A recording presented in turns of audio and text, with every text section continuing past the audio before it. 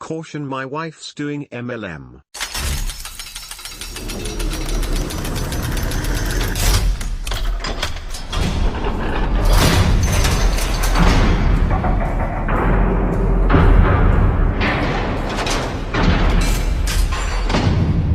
My lady is into a program called Arbonne. And without a doubt it is full of right keywords of passive income, and free vacation trips are all there. However, she told me that she's not paying them a dime for any fees and not doing any CD brainwashing. She's been exposed to #Y as well. Lol, mean I personally allow her to do this thing just because she's getting basically free sales coaching from a mentor and a 15% commission off of any product she sells. As of today she is sitting around $200 in commission sales since 2 months ago. And the MLM part is completely up to her if she wants the minions or not, but they strongly recommend it. My wife is also being careful of introducing the product to everyone she knows. She takes a different approach and creates a separate Instagram or Facebook page to the people who are interested, and gives her friends or family a choice if they want to be bombarded by products and offers or not. Because of that, the response is mostly positive. I feel as if there is nothing wrong in what she is doing. Am I wrong? What do you think of Awesome Arbonne? stuff on their website. Instantly see that the target is the consultant and not the product. Although a lot more effort is put into Arbonne products as well. While I don't know much about this company, I'm sure it's like most MLM companies. People try to sell an overhyped, overpriced product hoping that the laws of supply and demand don't apply to them. As always, the people at the top will do well, but generally most people involved will not. I personally don't like them, and would definitely push hard to convince friends and family they shouldn't either. If your wife isn't losing any money, the most she will lose is time and maybe some confidence in future actually worthwhile opportunities. I mean, it sounds like a glorified affiliate program at this point, with all of the MLM stuff being optional. Sometimes you have to let people do their own thing, which you are doing. Maybe she will make some extra money, but you don't want to build your house on land you don't own. She's barely putting any time into that. All of her sales were word of mouth. About the worthwhile opportunities, I completely agree. I want her to become her own consultant and find her own products that are not overinflated, but she won't trust me just yet. Luckily I am a patient husband. Completely agree. We do not depend on this program. This is a complete non-dependent move on our part. My ex-girlfriend quit her job in 2009 to do Arbonne full-time. She was doing Arbonne from 2005 to 2012. She must have been doing well because we never had any money issues. In 2011 she jumped onto another MLM program called Isogenics. She said it had a faster growth and was more profitable. Her LinkedIn says she is still there. Yes, it is all about pitching overpriced products to your family, real friends, Facebook friends, and everyone you meet. You have to have a simple mind and no reservations or consciousness. Everyone in this MLM world looks and sounds as if they are on Prozac, which she was until she quit her day job in 2009. I think she really believes that by selling overpriced products to her friends she's really helping them, and everyone in her network becomes better off. Moving past the part of you letting her do it. Back in my cleaning days, we had a customer that was a single lady and lived in a house that was better than my house. Way better than my house. So her house had to be way over $1 million. Mine sold for $705,000. All she did was sell Arbonne. My very first cleaning customer ever. Had her from the start until I sold the business the third time. Used to sell Longaburger baskets. She also did very well. They also had a house well over $1 million, but her husband was a very successful real estate guy, so I don't think it mattered what her income was. But I do know she made great money doing it. I also knew some people that sold Amway. They both worked their asses off at their day job, and for a little extra spending money Amway was their choice. They worked 7 days a week trying to get suckers to sell Amway. There are millions of product your wife could buy and attempt to resell for a profit. Why did she choose this one? The above is what I don't get about the people who join MLMs. MLM is a legit business model. Many people are successful with it. Most people who get involved have no idea how to market or sell. To be successful in MLM, as with all entrepreneurial pursuits, it is all about hustle, and most people doing it don't realize that. They do a few Facebook posts and target their family and Wondering friends. why they haven't made $5,000 within a month, they give up and cry scam. This taints the image of the MLM model. that it is a scam and you alienate yourself from your family and friends. Good multi-level marketers know it has a bad image of pyramid scheme and have to deploy somewhat deceptive tactics to get people involved in MLM. I found myself target of some very good MLMers last year. Some are very smooth salespeople. Some invite you to obscure meetings where you have no idea it is MLM until 2 or 3 meetings in. They build up the relationship and after a few weeks you end up in a group meeting of people who have qualified to be there, basically anyone, and promote a lot of things to do with time, money, freedom. It was actually quite funny. They joke about it by saying everyone thinks MLM is a scam, but they see working 9 to 5 for 40 years a scam, and that it doesn't matter what vehicle you are driving as long as you get to the destination. I wouldn't do it myself or recommend others do it, but point is, it's a viable business model and has been used for a long time. It has a negative image. If your wife can deal with that, doesn't alienate herself from friends and family, learns how to market and sell. MLM salespeople typically have a mentor who has a vested interest that they do well, then good luck to her. I came by to comment on this, but looks like I It's not Royce's fault you can't get your wife in line. Edit. Marked under sarcasm so I don't get hate mail. I think it's because they give you a cookie cutter model of what to do, which is really the scariest part of finding some random product to try to resell. It's like the difference between me opening G-Man's Chicken Shack and opening a Chick-fil-A franchise. My only problem with MLMs really is that they seem to get people into trying to sell their friends and family, which is where the comparison to a fast food franchise dies. Nobody would avoid me on social media if I owned a Chick-fil-A. I'm going to assume this is sarcasm. It would make me really sad if you actually thought I'm this never way. sarcastic. MLM is immoral because, as a pyramid participant, you are not creating much of a value. You are upselling your hand lotion because it could make your buyer rich if he or she, in turn, upsells it to many other buyers. In the end, the folks who get screwed are those at the bottom of the pyramid, who buy the product but can't find any other willing buyers who are not involved in the pyramid already. All of your profit comes from that unfortunate layer of MERS at the bottom who can't continue to sell, as well as from those along the sides of the pyramid, who fail to continue growing the pyramid. What I want to set her up with is to get her to become an actual health consultant. And maybe even source her own products herself and sell them. Her passion is to make others healthy and happy, so I think her piggybacking on the Arbonne MLM is a great place to start. Again, as stated before, free mentoring, and actually good commission rates. But no wonder the products are so inflated. Is to get everyone a piece of pie requires a lot of But markups. again, to look at it, if the product works, and if the consumers don't mind paying for it, that product is more valuable to them than the price. Keep in mind there was no platinum level sales tactics involved when she made her first few sales. She just had the opportunity to show someone a solution they have been looking for everywhere, and it hit all the marks, so they bought. I used to do Arbonne before I got my head on straight. It's very cult-like. I look back and shiver. Poor 19-year-old me was so naive, edited to say that when I joined, I thought it was the best thing ever and no one could talk me out of it. There's really nothing you can do besides being supportive. I will say that the only things I liked about the products is that they are vegan, and that was a selling point for me. There were many successful consultants in my area.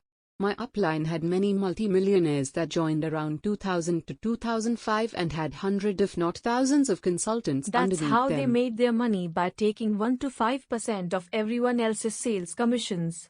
Unfortunately, no one else joining now is going to get there. It's an early adapter market for MLMs. I think you should allow her to fail or succeed on her own, then stand by her side happily making Belgian waffles on Sunday morning while she shares her trials and triumphs. This way you'll be supporting whatever endeavor she pursues, since you trust in her abilities and mind and passion so much. Right, it's not about you wanting her to do anything. It's about if she wants to do this for a month or 10 years. If you don't want to sell it. If she wants to go flip burgers, it's her that is doing it, not you. It's not really your problem at all unless it starts interfering with your personal life. I wish my wife would quit working altogether, but she has told me she will probably work until she dies. Nothing I can do about it. But what you can do, if she is open and wants to hear it, give her ideas about what she could do in the future.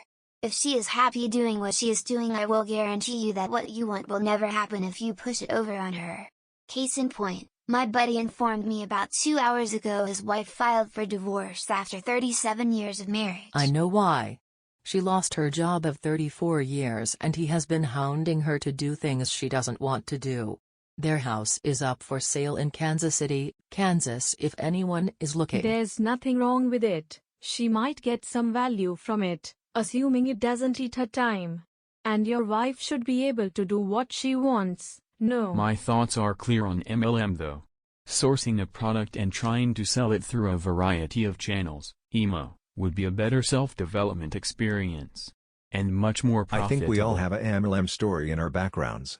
Maybe this will be hers. I'd put an end to it before she gets fully brainwashed by the MLM marketing stuff. Some come to their senses, but some end up hopping around different MLM companies for the rest of their life. I find people that peddle MLM unbearable and I refuse to associate with them. Couldn't imagine living with one. That's just me though. I'm young, but my take, when this comes to relationships, is to be accepting of her choice and not try to manipulate her into moving away from it. She's intelligent enough and has her own reasons. At the same time, be there for her and inspire her with your success. Let us assume, hypothetically, your wife is doing drugs. Would you take a similar approach of letting her move away from it, or would you warn her of its negative impacts and push for rehabilitation? Although that is an extreme. My best friend's brother-in-law was in the same position as op. Letting people do as they wish without warning them is very harmful. In fact, if you love someone, you would warn them of the negative effects, not inspire her. MLM just burns money, especially this late in the game. The problem with scams like these is the use of emotional manipulation. They are often set in nice rooms with well-dressed people. The warm homey atmosphere causes people to be easily influenced and to fall into the scheme. Op should at least tell her of the negative effects. This plants a seed of doubt in their heads. My girlfriend exposed MLM for me early on, and if it wasn't for her I would have wasted a long time on the venture. Weird way of looking at things. Relationships should help with the transference of knowledge. Warning each other of fruitless ventures would be a net beneficial. If you are simply a yes man who doesn't set boundaries or offer criticism, then you don't love your partner. Good point. I do agree with what you said. But I do think there is a grey area that Op is dealing with.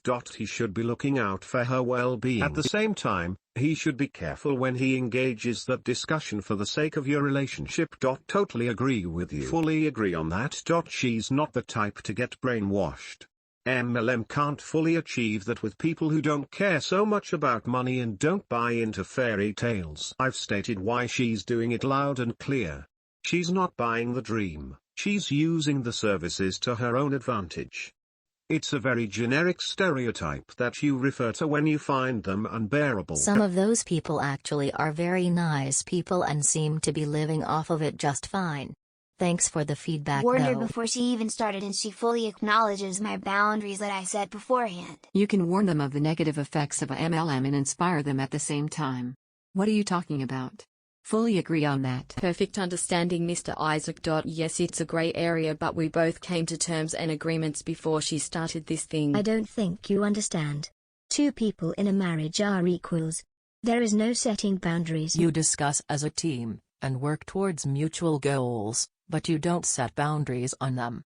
Each has sovereign ability to make their own decisions. Yes, you should consult with your significant other on major decisions, but you don't get to dictate those decisions, or the boundaries of those decisions, unilaterally. There is a difference between offering criticism and discussing the benefits and negatives of some decisions. Some of the comments in this thread make it sound like men need to keep their wives from making any bad decisions, like they need to be their protector from the big bad world. That's not how a relationship works. You can twist what I say any way you want, it doesn't change what it means.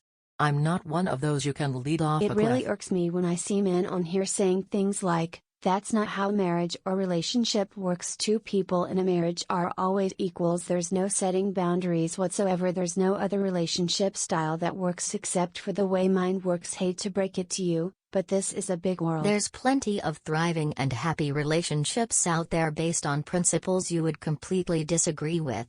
What makes you the expert? Have you done years of studying on relationships across the globe to determine that there's only one way it works, and that's your way? There's so many different cultures and mindsets out there. Say that's not how it works in your relationship and move on. You don't speak for the rest of us and all of the world. As a woman, this is an interesting read, really. Thanks for your thoughts on this. I'm sorry I offended you. I didn't realize women were still considered property in your culture. Never said anything like that. Nice assumption that any deviation from your mindset has to mean that your elitist mindset thinking that your perspective is the end all, be all is what's the problem. Like I said, plenty of people out there living happily who don't think and do exactly like you do relationship-wise. Do your thing, but don't think that everybody must conform to what you do or What is an aren't. actual health consultant? I've never been elitist before. Do I get a badge? Or like a red blazer or something? Let me try to elaborate now that I'm at my computer. If you don't want to read it, or if you read it and don't agree, that's fine. See how that works. When you're free to make your own choices, I'll leave this thread to its own. As I've said my piece, I'll read opposing viewpoints, but I will choose not to argue. If we don't see eye to eye, that's no skin off my back. If Op had come in here and said this, I mean I personally allow my brother or best friend or father or literally anyone else to do this thing just because he or she's getting basically free sales coaching from a mentor and a 15% commission off of any product he or she sells. Would that be different? Wouldn't you assume that Op has no control over what their brother or father or friend does? If my brother came to me and said I'm going to sell Amway and I said I'll let you do that for 2 weeks, but if you don't make your money back, you have to stop, that would be ridiculous, right? Why would I think I have any control over what my brother does? I could say things like 99% of people make zero or negative money doing that, or I think that's not the best idea and here's why. To tell him he can't do it or that there are boundaries if he does is ridiculous. Same with a friend, or a cousin, or a neighbor. If they want to sell Cutco knives, there's literally nothing I can do to stop them. So why does this suddenly become okay when it's a spouse or significant other? Why do we feel we have control over what they do or don't do? It's not even about relationships, it's about how we treat other people. Or your wife is not your brother. Your wife is not your father. Your wife is not your neighbor. Your wife isn't really even your friend. Otherwise you could just call yourself roommates who happen to have sex. There's so much more psychological and sociological principles to a relationship We can than just that. agree to disagree, man. I see where you're coming from, but it's just oversimplification Just in my to eyes. maybe put things into perspective from the other side, if my husband had allowed me to do everything I ever wanted to try out, I wouldn't be as successful as I am now, and we probably wouldn't be together anymore. I am 100% sure of this. I had crazy ideas when I was younger, lacked focus severely, and I am thankful that he insisted on certain things, and I am in no way from a strict or really confined background. If at all my parents were too lenient with my hot-headed mind. Really, his strategic mind and objective way of seeing things have made me who I am today in great parts, and I am extremely grateful I am more for it. successful being a self-employed design consultant, happier, more focused, and know where I want to be and what my goals are, and he has been one of the main reasons I got this far. So of course every partnership is different, every person needs different things, everyone has different intelligence, abilities, backgrounds. This is not a suggestion how Op should react to his wife, because I know next to nothing on how well she knows what she's doing and what will happen in the future if she continues. I am merely giving you my perspective. A big help was, and will always be, communication. If you can talk about it, and you both can rationally argue in favor of some things and against others, then you will find common ground, most likely. So my take on this would be, men, listen to your wives, and wives, listen to your husband's best wishes. Beautiful. GP. Amazingly said. A great husband will take the lead. I've seen far too many situations where a man will be far too lax in his relationship. No leadership, no guidance, no boundaries. They will treat the woman as she is just some kind of roommate who happen to be intimate. Ultimately, in what I've seen, the woman will lose all respect for the man and the relationship will crumble if this happens. I really ignore what these modern men have to say about marriage and relationships. There is a reason there have been roles between the sexes for as far back as the Stone Ages. I do not mess with nature. I do not mess with evolution. Nothing beats tradition. Thank you for sharing. Thank you for the kind feedback. I can relate to your thoughts. It sounds like the type of woman you interact with is different than the type I I'm interact not sure with. if this is cultural, geographic, or something else. This, inevitably, explains our difference What of a can opinion. of worms we have opened here. In the spirit of the thread, I shall provide my own unsolicited opinion. There is a hidden assumption in the argument that the spouse is free to do whatever it is that they want to do within reason. Nobody is arguing that we should allow our spouses to shoot up on the street. The assumption here is that the person in question has the life experience, knowledge, and good judgment to make prudent decisions that could reasonably be expected to lead to neutral or positive outcomes in the future. That's all it is, an assumption. Think of it this way, if we were talking about a parent and child, the conversation would be different. We would implicitly assume the child didn't have the framework to make great decisions in this regard, and probably consider it our duty to steer them away from joining the MLM. When we swap out the child for a spouse, the situation changes because the fundamental assumptions are different, at least for those arguing that the spouse has full sovereignty over their actions. It's not so cut and dry as some would believe. It could very well be the case that the op's wife has a history of making poor decisions, in which case yes, it would be his duty to put his foot down as a husband and say no, this is going to be harmful to the family, it is not permitted. Or, it could very well be the opposite. It could be the op who has made a history of poor decisions and needs to be checked by his wife from time to time. Or it could be none of these, and both the op and his wife are fully actualized self-aware individuals who are indeed capable of making great decisions and course-correcting when new information comes to light. I don't know either of them, so I really can't say. I can say that the idea that people have free rein to engage in whatever course of action they like, while in a marriage, is not founded on solid principles. At least, in my personal opinion. With free will comes responsibility, and part of that responsibility is to those around you, particularly your spouse. In other words, those that have to bail you out of a bad situation should probably have some say in how you get to act. This cuts both ways, for men and women, as men certainly don't have a monopoly on good judgment. Now it is certainly my turn to say, beautifully phrased. I wanted to add nearly the exact same thought, but you just went and summed it up perfectly.